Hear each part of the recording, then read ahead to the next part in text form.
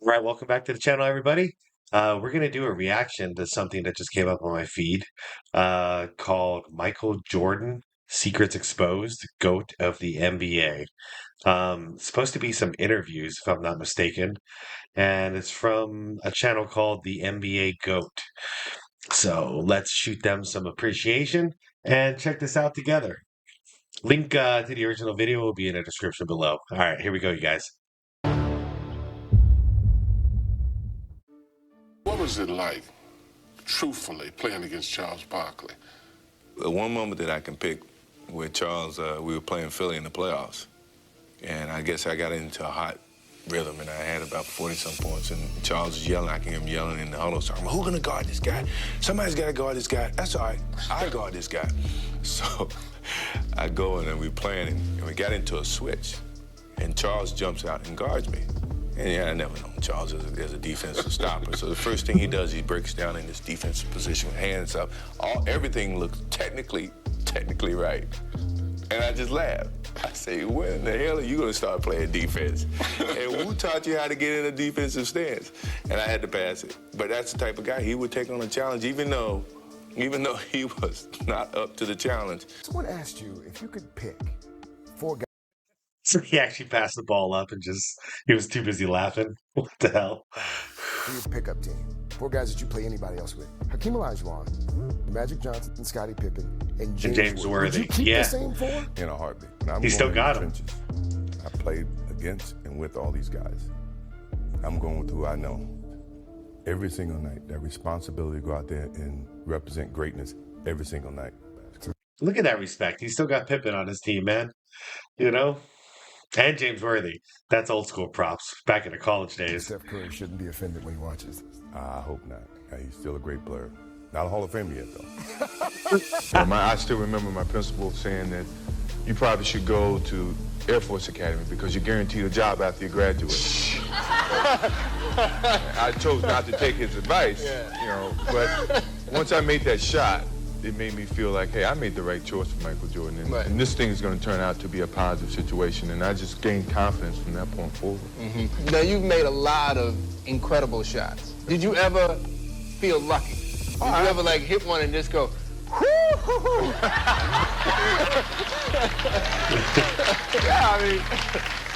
I still feel that way. Sometimes when I do things and I really don't know exactly what I've done until I see it back on replay. Right. And I wow myself sometimes. I mean, but I go in with the notion of scoring the basket, and sometimes the defense can alter that. But a lot of times the instincts take over, or the creativeness that I have in my game sometimes take over, and I don't really know what happened until I see it again. Right. You've had a lot of fantastic moments in sports. What's the greatest moment? It's cool, by the way. Silas, what's his name? Is it Bob Silas? Old Georgetown coach when Allen Iverson played.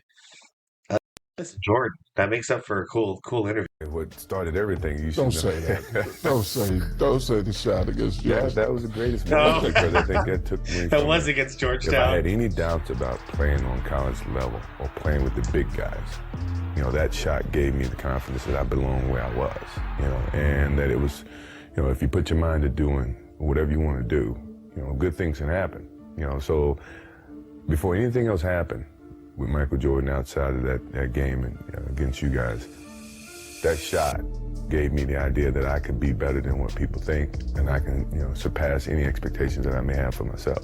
Let me turn it. Well, that was it. Then once he started believing in himself, the sky was the limit.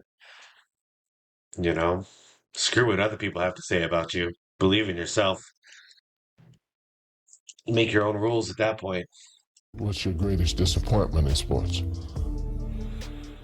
I haven't had any disappointments. I mean, sports is a tool that teaches, and it teaches you bad things. It can also teach you good things. It's how you perceive those things. I've looked at every experience that I've had, negative and positive, and taken that as a positive. If I wouldn't change anything because I think it would alter some of the other things that happened. So when I look back, I can't say that I've had any bad things happen. Sure, I mean, you don't want bad things to happen, but you deal with bad things. You can't have good or without bad. Yeah, you can't have good without bad. No light without darkness. And what's the point of winning if you never lost before? It won't feel as. You need a disguise. Me? So I can go in peace. Can you go anywhere in peace? Look at his I get can go up. home all the time in peace. At least some peace, you know. I mean, I hear some, my kids are yelling, but that's the peace I want to hear. But yeah, I've been able to go out and do things on my own now. It's getting to a point where my life is really kind of toning down. You know, other guys are coming in and taking the spotlight, and I'm saying, hey, be my guest. You know, I don't mind it at all. I think people view me as human as you are, as any other normal person. So I see my life getting more back to where I want it to be in terms of doing things that I choose to do without people actually invading on certain things that I like to do. As popular and beloved as you are around the world, you get hate mail? Do you get negative things that people call you up and leave messages? And what do they say? What? I've gotten a lot of mail where, oh, you're so, you know, you're untouchable, you're so pure, you don't get no fouls, you don't get this. I'm tired of seeing your face on television, which is just human nature. I realize that, which is one of the reasons that I do want to cut back on a lot of things that I've done and am doing. If anybody, if you had. And then he came back and won 3 more championships. He got out of the spotlight just to come back in and do it one more time. 273 professional athletes here, professional basketball player, and you say who's the dirtiest player in the NBA? Is this Arsenio? 95% would say Lambeer or Larry Bird. Really? Yeah. Lambeer is very, very dirty in terms of, you know, you can see Lambeer. He doesn't jump well. Yeah. He can't block a shot. Yeah. So, this is true. I mean, this is not to be knocking him, but Yeah. you know, you got. Yeah, Lane Beer was, I mean, he was the worst. He was straight up just the worst. I'm glad he didn't kill anybody when he was playing. Because, yeah, he was just, he wasn't a guy who had like a bunch of talent. He was just freaking dirty and strong, you know? Yeah, let's say myself on the break and he's on the break. You know, he's not gonna block my shot. Right.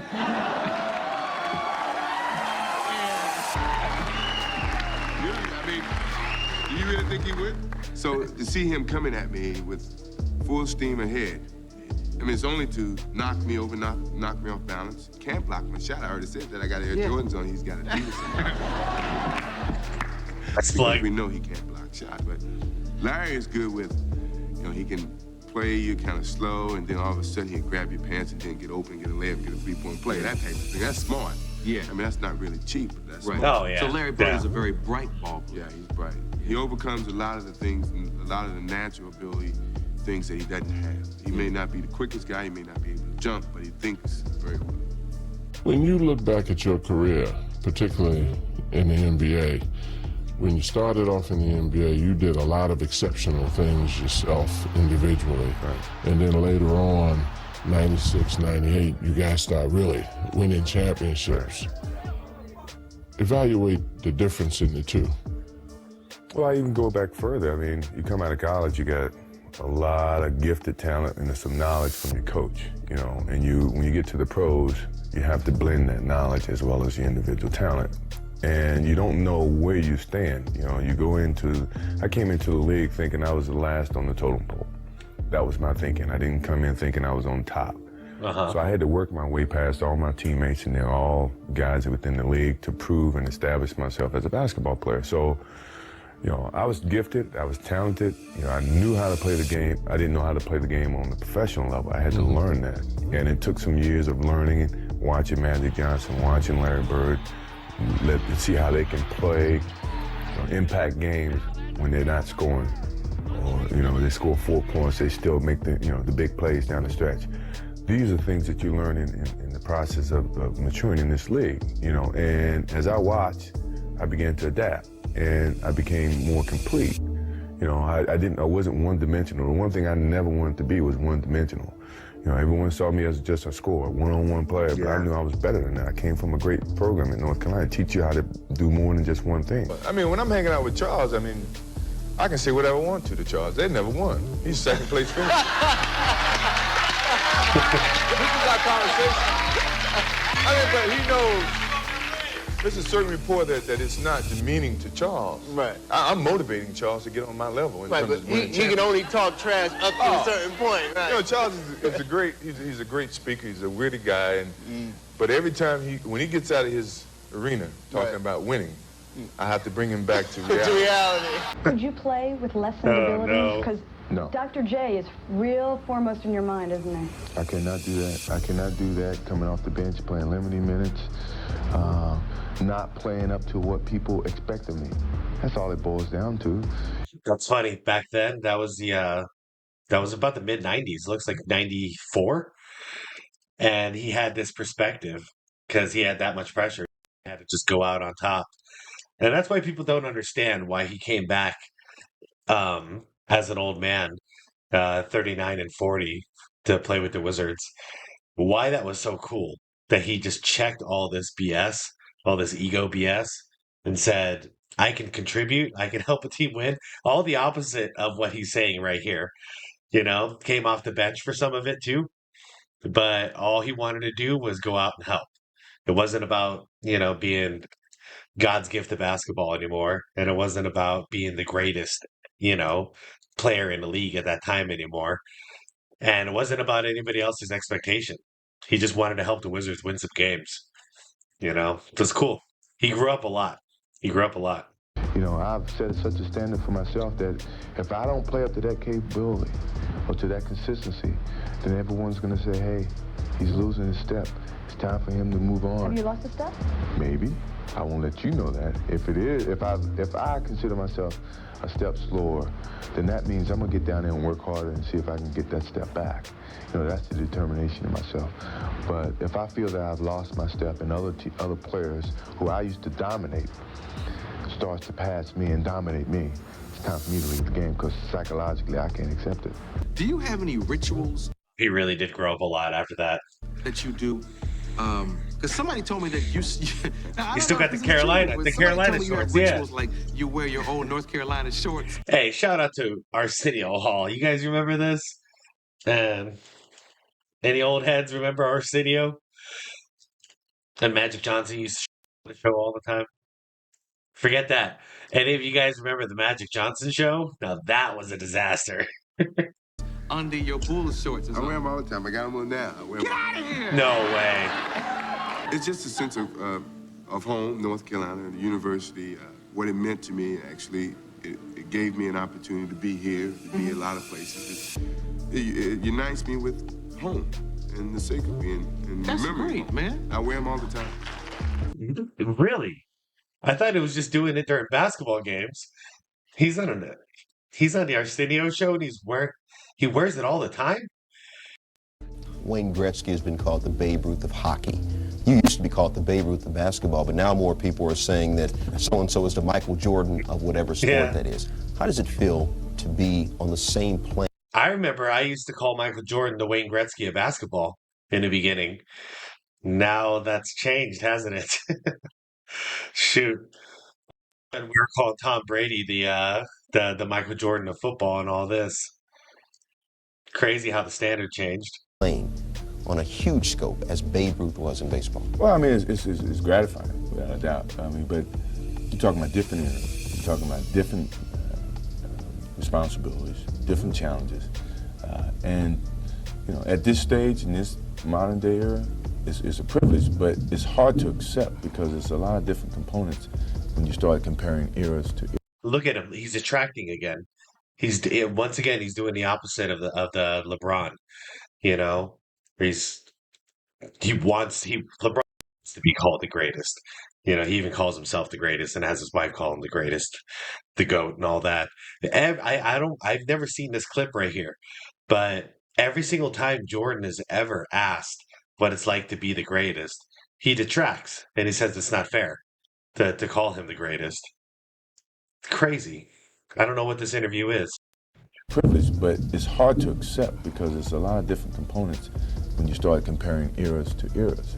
When people say you're the greatest basketball player that ever played, it's hard for me to accept that because I never faced Will Chamberlain. I never faced Jerry West, Elgin Baylor, or Dr. J when he was really in his prime with the Nets or whatever. So it's hard to accept that. It's great people are going to say it, and you can say that, but deep down in your heart, you can't really expect yourself to be the greatest of all eras, and I don't consider myself that. But it's a great compliment to have. Have you ever met anyone What a difference. What a damn difference. that you felt was as competitive as you are? No. I just feel that my competitive drive is far greater than anyone else that I've met. I think that I thrive on that. I think that's my biggest motivation in life. Is to compete. Find different competitions in certain things in life and try to overcome that. Be it positive or negative. But I have yet to meet someone who is as competitive as me. And I just feel that much confident about my competitive drive. Let me ask you something, Mike. A lot of kids copy you, and a lot of things that you did we all were did. things that people had never seen before. I used to practice that move. It made no sense because it wasn't a practical move. It just looked cool. It was the stupidest thing I ever used to practice. Did that in horse all the time too. It was an accident. MJ thought he was about to get blocked, so he brought it down and went with the Copy left. you, and a lot of things that you did were things that people had never seen before. Did you ever practice those things, that creativity, that self-expression that you did, some of those shots you made? No, I never did. I mean, obviously when you're as a kid, you want to count down 5, 4, 3, 2, 1 to make the game-winning shot. Yes, but I mean, in terms of the creativeness, I think you've seen it. It has happened in situations where the defense dictates what your reaction may be. But then once you do it once, you have a gifted talent to create. In any other situation, you try to alter, you try to change. But all it was the expansion of Elgin Baylor, Dr. J, all the guys who was creative before you. And I grew up watching them, so the vision was there. It's just the creativity expanded with my talent. There he goes, respecting his elders again. What role does ego play in all this? Ego's everything. Ego's a part of determination. If you don't have ego, you can't have a sense of determination to achieve. That's all a part of success. You cannot find a successful person in life who don't have an ego. That's just a part of the whole scenario. How big is your ego?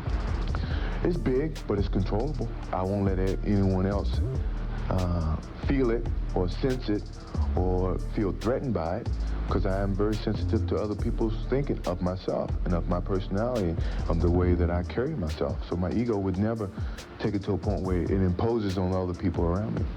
What motivates me is the unknown. Interesting. No one knows. They can all speculate, but no one really knows. And when you look at my career from high school all the way up through the pros, no one knew what Michael Jordan was capable of. And myself, I didn't know. But I didn't let that stop me. And I let that motivate me more so than anything. That as long as it's unknown, that means I have a chance. And that's the way I pursued my whole career. Have you ever gone on the court and been afraid? No, I've never been afraid. I mean, obviously you're nervous, but afraid means you're not confident in your skills. I have total confidence in my skills, so I'm not afraid.